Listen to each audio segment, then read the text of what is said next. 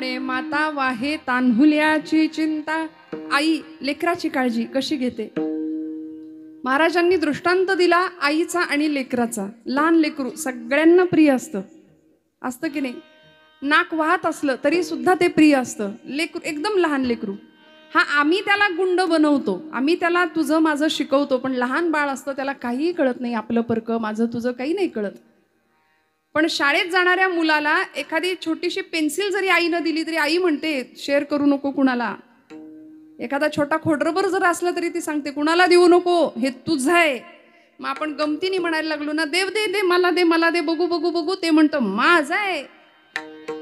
आणि हे माझे पण इतकं भिंत रखतात की हळूहळू हळूहळू मोठा झाल्यावर सुद्धा अशा आम्ही बांधावर उभं राहतो आणि तो डोंगर ते झाड दाखवतो येणाऱ्या पाहुण्याला आणि म्हणतो तो डोंगर दिसतोय तिथपर्यंत सगळं माझं आहे. हे माझं इतकी माझेपणाची सवय लागते.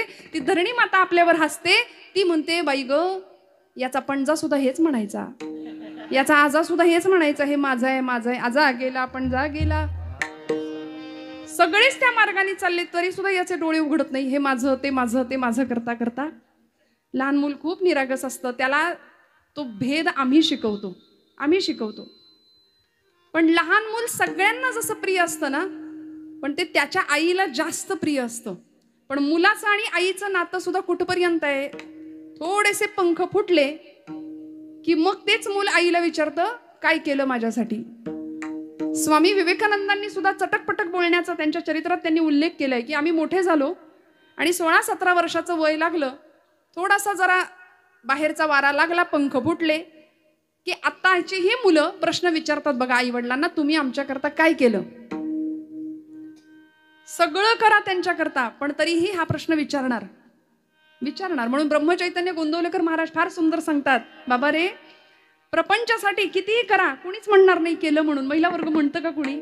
रांधा वाडा उष्टी काढा, सगळ्यांचं सगळं करा, कुणी म्हणतं का केलं?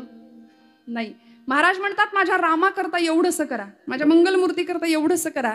देव लक्षात ठेवतो. प्रपंच लक्षात नाही ठेवत, पण परमेश्वर लक्षात ठेवेल.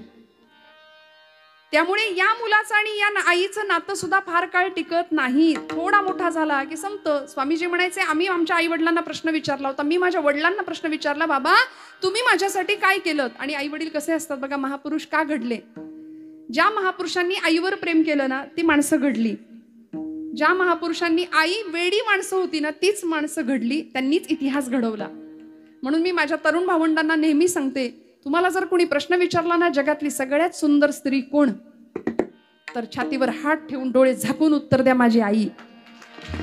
माझ्या आई इतकं या जगात सुंदर कोणी असूच शकत नाही. कारण भारतीय संस्कृतीने बाह्य सौंदर्यापेक्षा आत्मिक सौंदर्याला खूप महत्व दिलं. श्रोते हो, 4 पुस्तकं कमी शिकली असेल, नाही तिला वाचता येत, नाही 4 चौघात बोलता येत, थोडा संकोच वाटत असेल, पण माझी आई अडाणी असं कधीच म्हणायचं नाही. कारण जगाचं अनुभवांचं सगळं विद्यापीठ तिच्या रूपाने घरात वावरतं आपल्या, कधीच नाही अशिक्षित. स्वामीजी म्हणाले माझ्या वडिलांना आईला मी प्रश्न विचारला, आई म्हणाली नरेंद्रा तुला उत्तर पाहिजे ना, आतल्या घरातला जो मोठा कपाटाचा आरसा आहे ना त्या आरशासमोर जाऊन उभा राहा, तुला तुझ्या प्रश्नाचं उत्तर मिळेल. स्वामीजी म्हणाले मी गेलो, आरशासमोर उभा राहिलो आणि टचकन डोळ्यात पाणी आलो. मिळालं ना उत्तर, उत्तर मिळालं. एवढा सुंदर सशक्त प्रचंड असा बलदंड देह, अलौकिक बुद्धिमत्ता, देखणी शरीरी यष्टी आणि काम करण्याची इच्छाशक्ती, स्वतःच्या कर्तृत्व शक्तीवर पूर्ण विश्वास, यापेक्षा आई वडिलांनी काय ठेवायचं असतं मागे, काय ठेवायचं असतं. पण आमचं असं असतं आम्हाला काही मिळालं नाही ते आमच्या लेकरांना मिळू दे. आम्हाला नाही मिळाली गाडी, त्याला 4 चाकी घेऊया, कसलीही पात्रता नसताना मग आमची मुलं गाडीवर स्वार होतात, वाऱ्याच्या वेगाने गाड्या पळवतात. त्याचा परिणाम असा होतो, मी बऱ्याचदा असं सांगते की आम्ही एका विशिष्ट धुंदीमध्ये, माझी तरुण पिढी, तरुण भावंड वेगात गाड्या धावतात. आम्हाला असं वाटतं की आम्ही खूप डॅशिंग, आम्ही खूप स्मार्ट, आम्ही खूप हँडसम दिसतो. मी म्हणते आपण हँडसम नाही, आपण मूर्ख दिसतो. कारण 9 महिने 9 दिवस पोटात वाढवायचं, वागवायचं, प्राणांतिक यातना सहन करून जन्माला घालायचं आणि मग हे सगळं करून होत्याचं नव्हतं होऊन काही सेकंदात मूल जर समोर येत असेल तर यापेक्षा दुर्दैव काय आई वडिलांचं. मला सांगायचंय, तुकोबराय उदाहरण देतात आईचं आणि बाळाचं, पण वेळ आली, प्रसंग आला तर त्या बाळाला ती आई सुद्धा दूरची वाटते. माऊलींनी आईच्या आणि लेकराच्या दृष्टांतासाठी खूप ओव्या वापरल्या. लळे याची या बालका किरीटी, गवसणी करुणी स्नेहाची दिठी आणि खेळता पाठोपाठी माऊली धावे. आई बाळाचं कसं संगोपन करते, कसं सांभाळते. बहिणाबाईंनी निसर्गातला चमत्कार सांगितला. ती सुगरण त्या पिलाला दाणा भरवते लांबून आणून. ती असं नाही म्हणत तू माझ्या म्हातारपणची काठी आहे, माझ्या सातबाराच्या नाव उतार्यावर आता तुझं नाव आहे, असं ती म्हणत नाही. ती तिचं काम करते, पण तिला माहिती असतं की याला पंख फुटले की हे उडणार आहे, हे स्वतःचा आकाश निर्माण करणार आहे, पण तरी सुद्धा ती तिचं काम करते. पण आईतलं आणि मुलातलं हे नातं सुद्धा बहिणाबाईंनी सुंदर सांगितलं आम्हाला कवितेच्या माध्यमातनं. अरे खोप्या मंदी खोपा सुगरणीचा चांगला, देखा पिलासाठी तिनं झोका झाडाले टांगला. समाज मानसाला किती सुंदर प्रश्न विचारले बघा बहिणाबाईंनी. अशिक्षित कवयित्री होत्या पण प्रचंड ज्ञान. आज बीएड डीएडच्या विद्यार्थ्यांना चार्टसाठी त्यांच्या कविता असतात. ओष्ठव्यंजन, दंतव्यंजन, तांजव्यंजन. तिची येवलीशीच चोच तेच दात तेच ओठ, खोपाईन लाईनला जसा झुलता बंगला, पाखराची कारागिरी जरा देख रे मानसा, देखा पिलासाठी तिनं झोका झाडाले टांगला. हे आईचं आणि बाळाचं नातं आहे. तिची येवलीशीच चोच तेच दात तेच ओठ, तुला दिलं रे देवानी 2 हात 10 बोट. अरे आता तरी सावध व्हा, आता तरी सावध व्हा. निसर्गाचे चमत्कार सांगितले हे वात्सल्य सांगण्याकरता, पण तरी सुद्धा बघा आईचं आणि लेकराचं नातं तुकोबरायांना थोडंसं कमी वाटतं. मग असं नातं भगवंताविषयी जुळलं पाहिजे, असं प्रेम भगवंताविषयी निर्माण झालं पाहिजे की आता त्याच्या वियोगाशिवाय एक क्षणही करमलं नाही पाहिजे, चैन नाही पडलं पाहिजे. नारद भक्ती सूत्रामध्ये नारदांनी सूत्र सांगितले. तदर्पिता अखिलाचारिता तद्विस्मरणे परमं व्याकुलता इति. अनन्य कशाला म्हणायचं? अन्याश्रयाणाम त्यागः इति अनन्यता. अन्य कुठल्याही आश्रयाचा त्याग आणि एकच आश्रय भगवंत चरणाचा. मग तुकोबाराई उदाहरण देतात, बाळाचं आईवर कसं प्रेम असतं तसं आपलं भगवंतावर असलं पाहिजे. हेही उदाहरण कदाचित पटेना, थोडंसं कमी वाटतंय, म्हणून तुकोबाराई उदाहरण देतात दुसरं अभंगाच्या 3ऱ्या चरणात. सकळा वडिये भार, सकळा वडिये भार, सकळा वडिये भार, सकळा वडिये भार, सकळा वडिये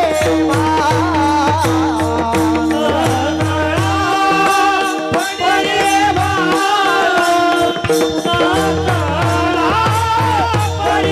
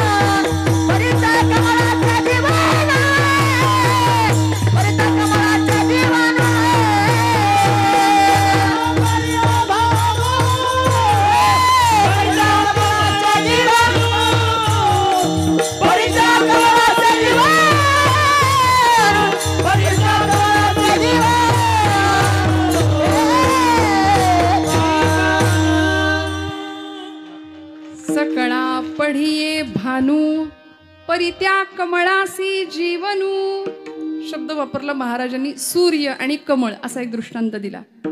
आई आणि मुलाचं काही जमत नाही. नंतर काही दिवसांनी बायको आली की आई आई करणारं मूल विचारत नाही. परवा भेटल्या होत्या मला एक आजी.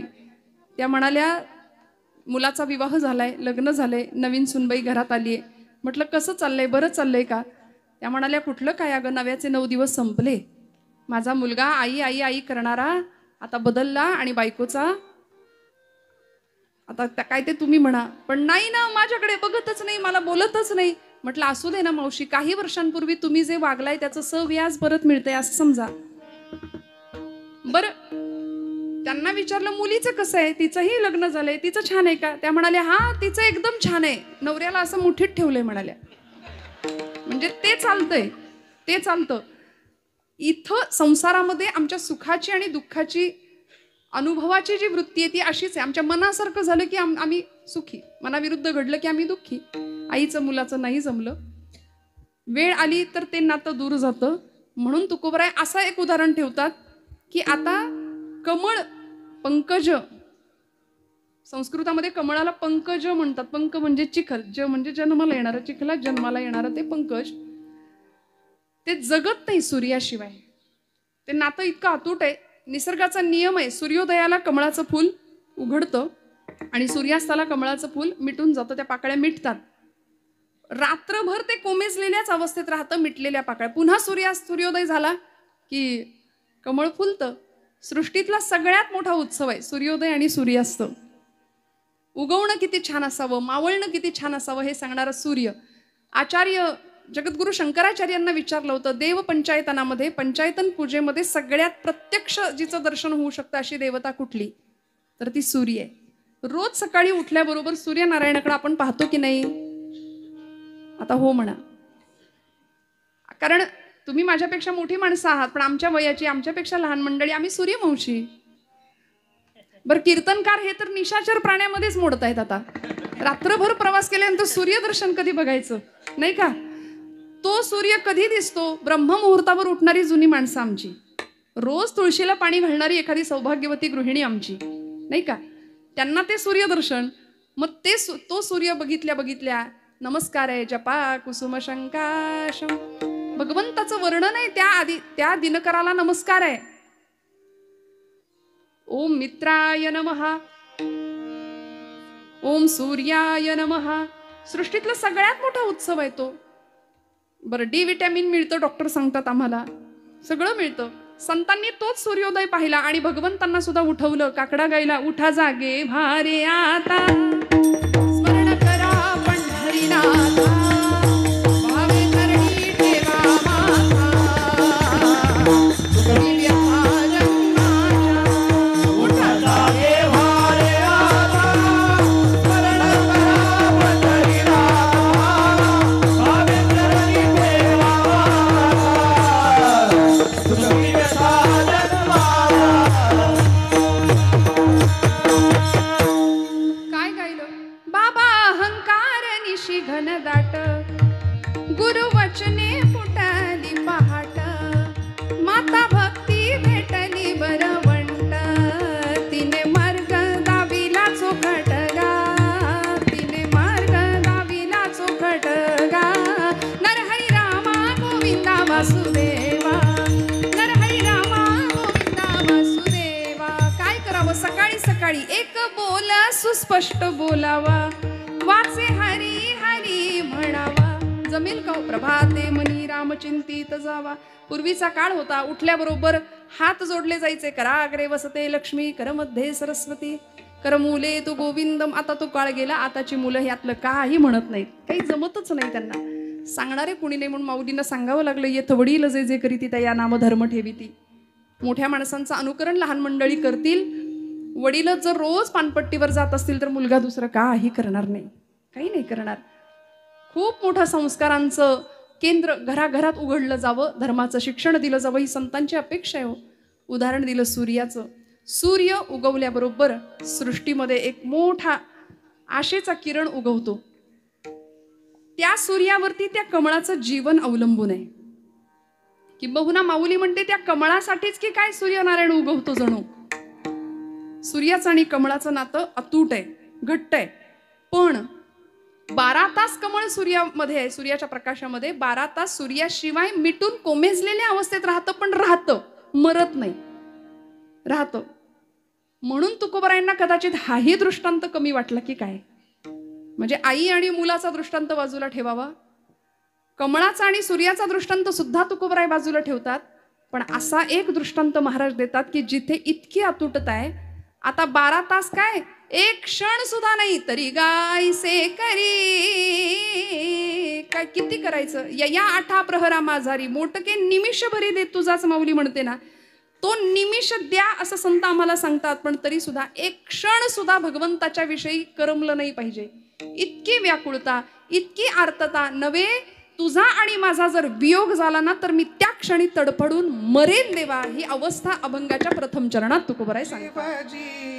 जीवना संगे जीवना संगे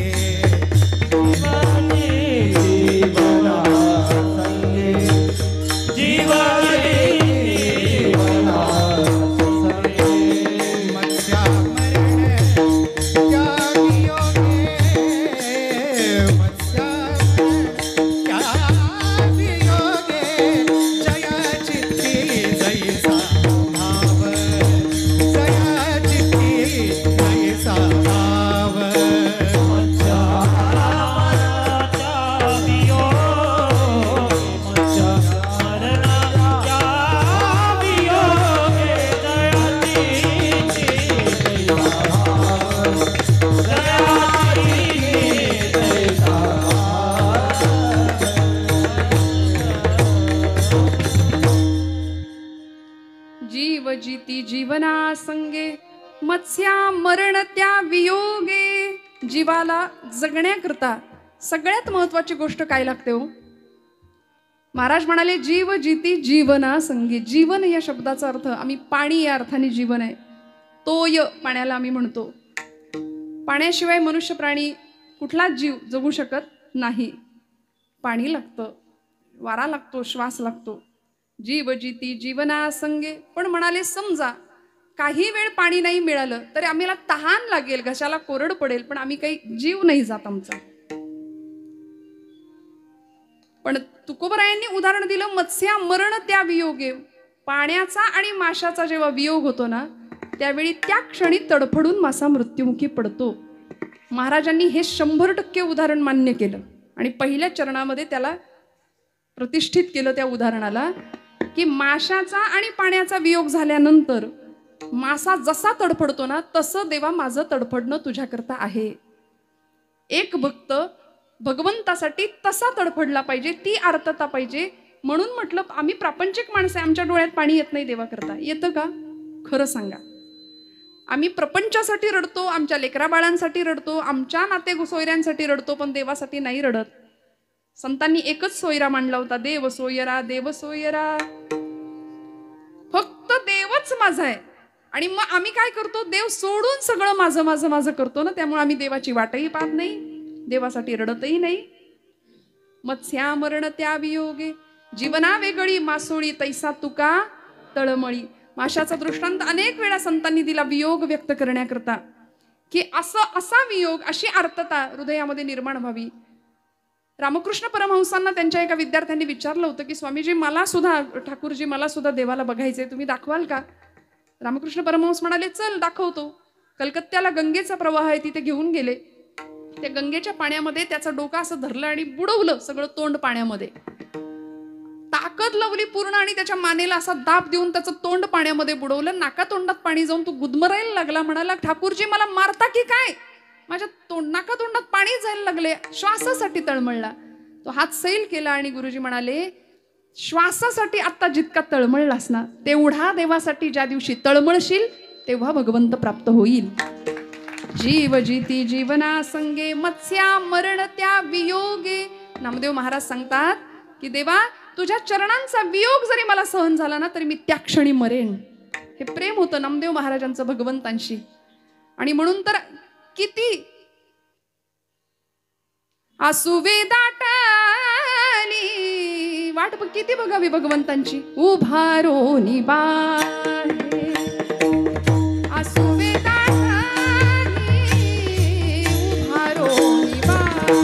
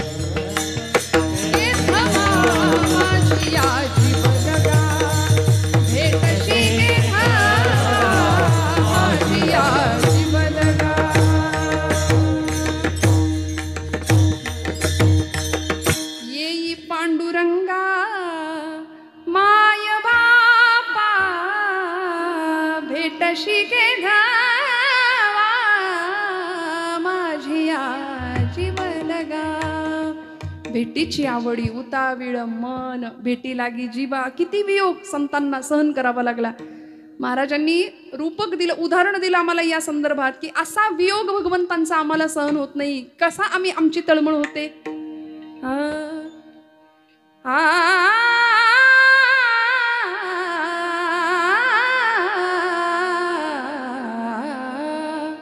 कन्या सासुऱ्याशी जाये मागे परतोनी पाहे, तैसे झाले माझ्या जीवा, तैसे झाले माझ्या जीवा,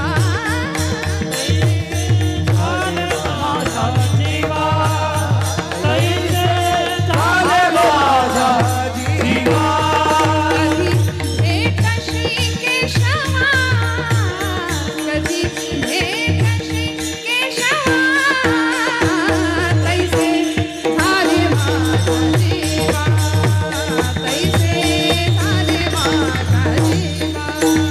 कधी भेटायची केशवा, कधी भेटायची केशवा, तैसे झाले माझा जीवा, तैसे झाले माझा जीवा.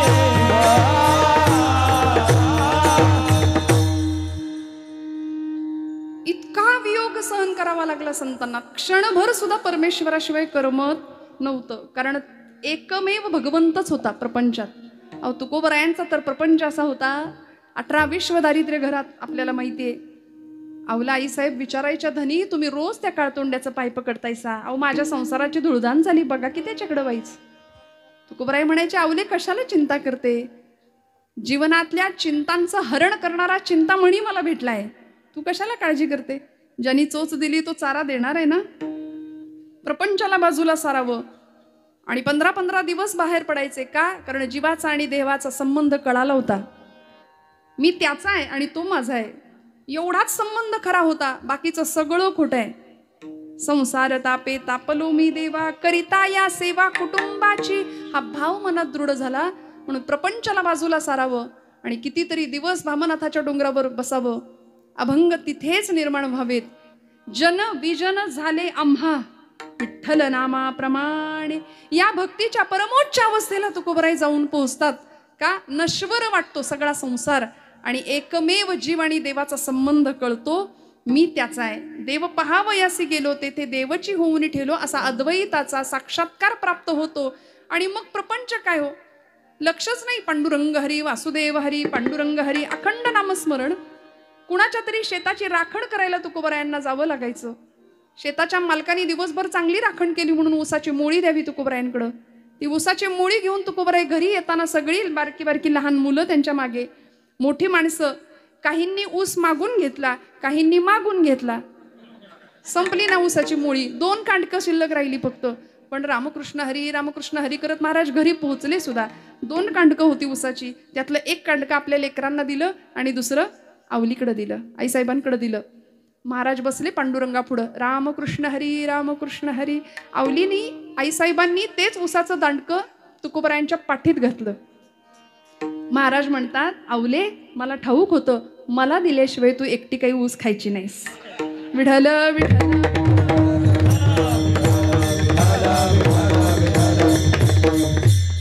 हा प्रपंच होता तुकोबरायांचा. अहो 12 वर्ष पडलेला दुष्काळ, प्रचंड दरिद्र अवस्था, 14 पोती कर्ज खत इंद्रायणीच्या डोहात बुडवून टाकली. सगळं दिलं लोकांना, सगळं दिलं. आणि सकाळची वेळ आवला आई साहेब, जिजाई आई साहेब मोरीमध्ये स्नान करतायत. तुकोबराय आहेत. दारामध्ये एक अत्यंत जख्ख अशी म्हातारी वृद्धा दिसली तुकोबरायांना. कितीतरी ठिकाणी ते लुगडं फाटलेलं दिसलं तिच्या अंगावरचं. महाराजांनी पाहिलं, अंतःकरण द्रवलं. आणि जुन्या महिला वर्गाला ज्ञात असेल की जुन्या महिलांची पद्धत, मोरीमध्ये स्नानाला गेलं की नेसायचं वस्त्र निर्या करून भिंतीवर ठेवायचं मोरीच्या.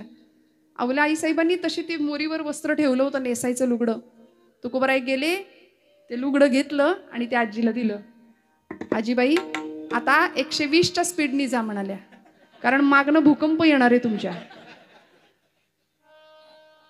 ज्यावेळी पूर्ण स्नान उरकलं आणि जिजाई आईसाहेबांनी आता नवीन वस्त्र नेसण्याकरता, लुगडं नेसण्याकरता हात वर केला, लुगडं कुठं दिसतंय?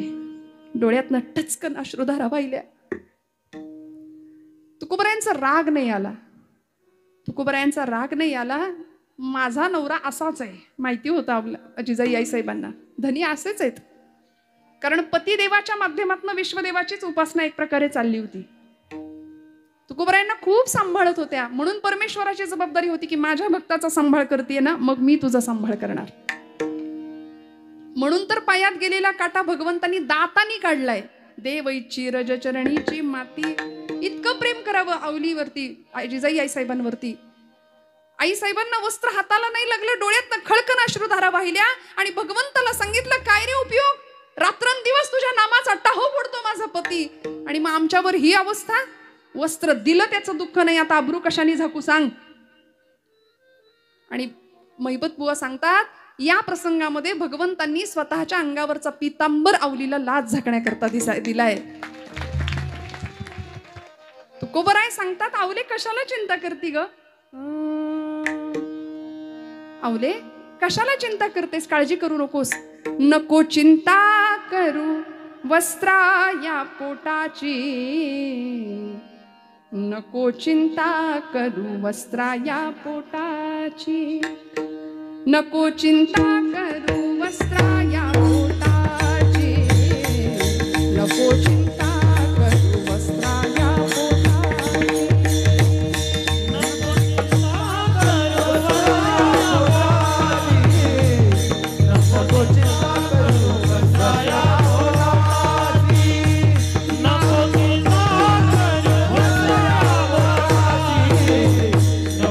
नको चिंता करू वस्त्रा या पोटाची,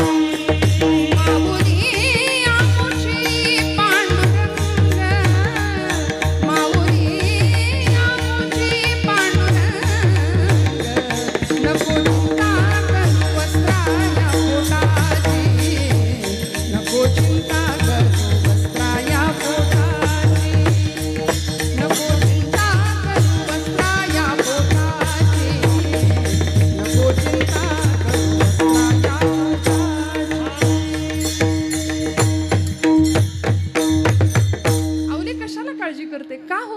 भाव दृढ होता. कारण निष्काम निश्चळी विठ्ठली विश्वास, पाहो नये वासाणिकांची. आता गरजच नाही ना, तो आमचा आहे. हा भाव दृढ झाला, त्याचा वियोग सहन होत नव्हता. आणि मग जसा आता माझा भाव आहे ना, तसा माझा देव, ही तुकोबरायांची खात्री होती. 3 दृष्टांतांनी एक सिद्धांत पक्का केला. अभंगाचं 2रं चरण. जयाची ती जैसा भाव, जयाची ती जैसा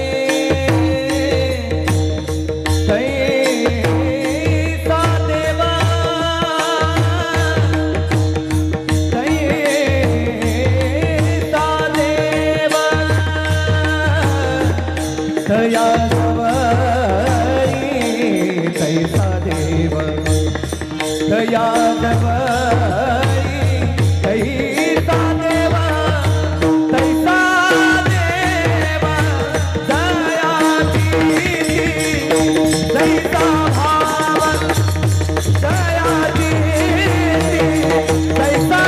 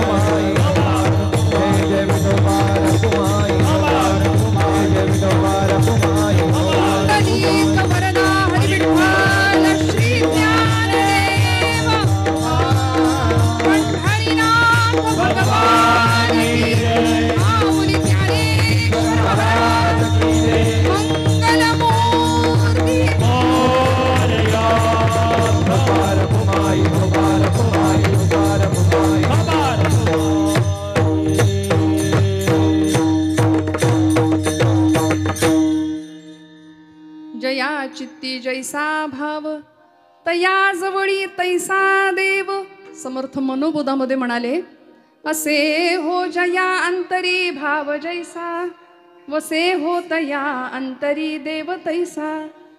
अनन्यास रक्षित से चाप पाणी नुपेक्षी कदा रामदासाभिमानी. अनन्य अशा दासाला भक्ताला भगवंत पूर्णपणे सांभाळतो, कारण अनन्याश्चिंतयन्तो माम ये जना पर्युपासते हे त्याचं ब्रीद आहे. योगक्षेमं वहाम्यहम हे त्याचं आश्वासन आहे, ते LIC वाल्यांनी नंतर घेतलंय, पण हे त्यांनी दिलेलं पहिलं ब्रीद आहे, त्याचं आश्वासन आहे की काळजी करू नका ना, मी आहे ना. निर्वाणी गोविंदासे मागे पुढे काहीच साकडे, काळजीच करायची नाही, मी आहे मागे पुढे उभा, सांभाळतोय. आली या आघात निवाराय. फक्त म्हणाले इथे भाव पाहिजे, आणि तोच आमचा नेमका नाही, म्हणून आम्ही इकडे सहसा यायला मागत नाही. कुठे भगवंत आहे? काष्ठे न विद्यते देवो न पाषाणे न मृण्मये भावो हि विद्यते देवो तस्मात भावो हि कारणम. हा भाव जेव्हा दृढ होईल ना, तेव्हा आम्हाला सुद्धा आमच्या प्रश्नांची उत्तरं मिळतील. श्रोते हो, नामदेव महाराज म्हणाले, नामा म्हणे पुरुषोत्तमा. आता तुझं आणि माझं नातं इतकं विलक्षण आहे ना, मी कुडी तू आत्मा, स्वये दोन्ही, तू अवकाश मी भूमिका, तू समुद्र मी द्वारिका, तू कृष्ण मी रुक्मिणी. इतकं सुंदर अद्वैताचं नातं जोडलं गेलं, आणि तो जीवाचा शिवाचा संबंध कळून आला. आम्हाही प्रापंचिकांना तो संबंध कळावा, की आम्ही ज्यांना आपलं म्हणतो ती माणसं आपली नाहीत. मी नेहमी गमतीने म्हणते, नात्यातली माणसं ना त्यातली असतात. ते नाती गोती हा मराठी भाषेतला शब्द, ती गोत्यातच आणतात ती नाती. खूप सुंदर कविता माझ्या वाचनात आली, मी म्हणून पुढे जाते. बघा ना, कन्या स्नुषान रूपांची प्रत्यक्ष राम भार्या, पिचली क्षणा क्षणाला कारुण्य रूपी सीता. कामी तिच्यान आले सामर्थ्य राघवांचे, प्रत्यक्ष वेळ येता कोणी नसे कुणाचे. प्रत्यक्ष वेळ येता कोणी नसे कुणाचे.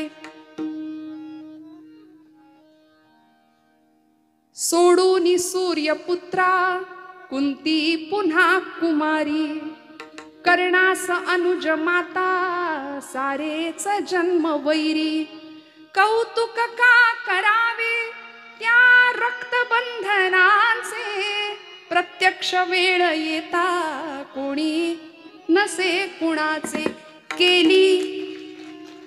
केली द्युतात उभी साक्षात कृष्ण भगिनी, सम्राट पांडवांची रानावनात राणी, पती 5 देव बंधू तरी भोग हे तियेचे, प्रत्यक्ष वेळ येता कोणी नसे कुणाचे, ठेवू नको अपेक्षा असल्या जगाकडूनी. आमच्या सगळ्या दुःखाचं कारण आहे अपेक्षा.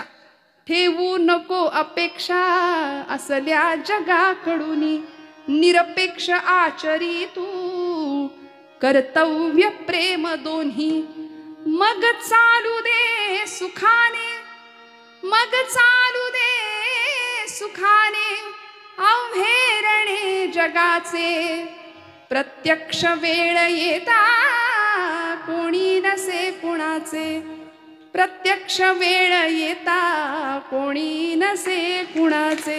ही इथल्या संसाराची नश्वरता आहे. म्हणून खरा आनंद जो संतांना गवसला तो आम्हाला मिळावा, आमचा भाव दृढ राहावा. आमच्याकडे भावाचाच अभाव आहे. आम्हाला भाव माहिती आहे, आम्ही जो खातो भाव तो आम्हाला माहिती आहे. आम्ही म्हणतो ना खूप भाव खातोय. बाजार भाव आम्हाला माहिती आहे, सोन्याचा भाव आम्हाला माहिती आहे, रोज लक्ष असतं आमच्या महिला वर्गाचं. पण खरा भाव जो भक्तीचा अलंकार आहे तो भगवंताच्या प्रती वाहता यावा, तरच त्या पाषाणातलं सुद्धा चैतन्य भावानी जागृत होऊ शकतं. मंगलमूर्तींची वरदविनायकाची फक्त मूर्ती असं न मानता तिथं वरदविनायकांचं चैतन्य जे आहे, हे ज्यावेळी आम्ही जाणून घेऊ त्यावेळी आम्हाला भगवंताची प्रचिती आल्याशिवाय राहणार नाही. आणि तो भाव फक्त देवाच्या मूर्तीसाठी का नव्हे, तो भाव देशासाठी, तो भाव धर्मासाठी आमचा प्रेरित झाला पाहिजे.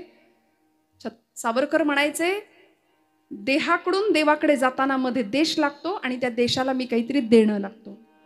मग आमचं देणं देवासाठी, देशासाठी आणि धर्मासाठी असावं.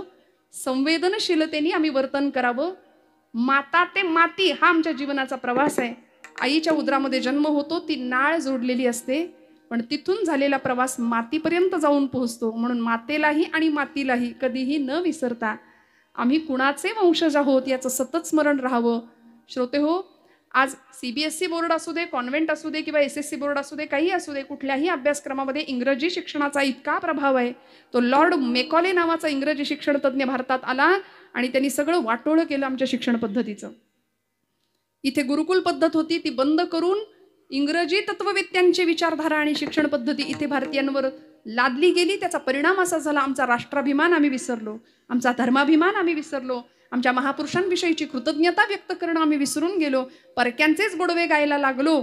आता काही दिवसांनी पुढच्या फेब्रुवारी महिन्यामध्ये एक मोठा सण येणार आहे 14 फेब्रुवारीला. तो महापूरच येतो आमच्याकडे प्रेमाचा. 31 डिसेंबरला मोठा सण आम्ही साजरा केला नाही का. अहो, हे याचंच द्योतक आहे की आम्ही अनेक नको ते अनुकरण करायला लागलो आणि आमची श्रीमंती, आमचं वैभव आम्ही विसरतो. पण ज्यांना या वैभवाची जाणीव असते त्यांची पावलं या इतक्या सुंदर स्वरूपामध्ये इथं येतात आणि इतका सुंदर जागर भक्तीचा वरदविनायकाच्या या भूमीमध्ये साजरा होताना आपण सगळे पाहतोय. श्रोते हो, आजच्या पुढच्या पिढीला आम्हाला सांगावं लागेल की बाबा रे, तू शाळेत जरी शिकत असलास ना तरी माणसाचा जन्म माकडा काय, ते उत्क्रांती माकडापासून झाली. हा डार्विनचा उत्क्रांतीवादाचा सिद्धांत पोरं आमच्या शाळेत शिकतात. काय शाळेत पाठ्यपुस्तकात आहे, माणसाची उत्क्रांती माकडापासून मानवाची उत्क्रांती झाली असा डार्विन आम्हाला सांगून गेला म्हणे. अहो नाही हो, मी हात जोडून सांगते, शाळेत पोरांना काही शिकू दे, पण आम्ही आमच्या पूर्वजांची आठवण करून दिली पाहिजे. श्रीमद भागवत महापुराण ग्रंथामध्ये कधीतरी वाचूया, कधीतरी सांगूया लेकरांना की बाबा रे, आपले पूर्वज कोण होते. इथं चंद्रवंश आणि सूर्यवंश या भूमीमध्ये होते.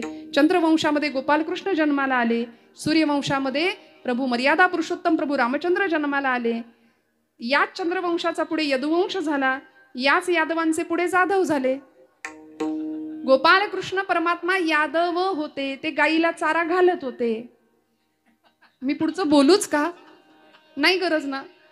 म्हणजे त्या यादवांनी गाईचा चारा खायला दिला, नंतरच्या यादवांनी गाईचा चारा खाल्ला, त्याला करायचं काय.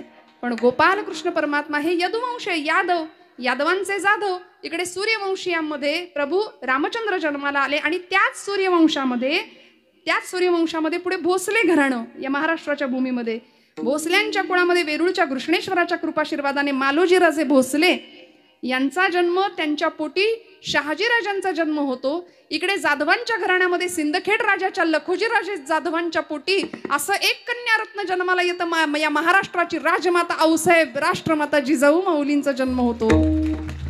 भोसले जाधव एकत्र येतात, जिजाई माऊली आणि शहाजीराजांचा विवाह होतो. थोडक्यात चंद्रवंश आणि सूर्यवंश एकत्र येतात, तेव्हा या भूमीमध्ये शककर्ता राजा छत्रपती शिवाजी महाराज जन्म घेतात. म्हणून आमचे पूर्वज जर कोणी